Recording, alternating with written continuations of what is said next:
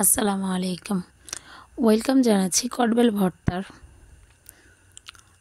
ভর্তা বানানোর জন্য মরিচের গুঁড়ো, লবণ আর চিনি একসাথে মিক্স করে নিয়েছি। একটা কটবেল নিয়ে নিয়েছি, ফাটিয়ে নিব।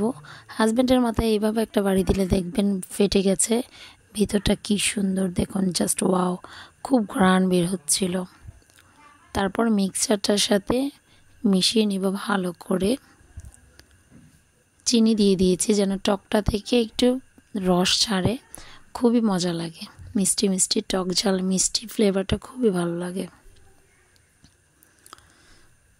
এখন কটবেল পাওয়া যাচ্ছে অ্যাভেলেবেল, আপনারাও বানিয়ে খেতে পারেন। জ্বর ঠান্ডার মধ্যে রুচি ফিরে আসবে। জ্বরের মধ্যে কোনো কিছু মজা লাগে না, কটবেল ভর্তাটা মুখে দিলে মনে হয় অমৃত খাচ্ছি।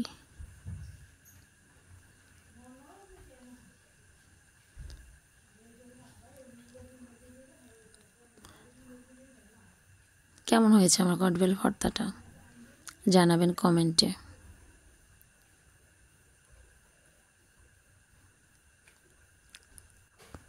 খুব সুন্দর, তাই না?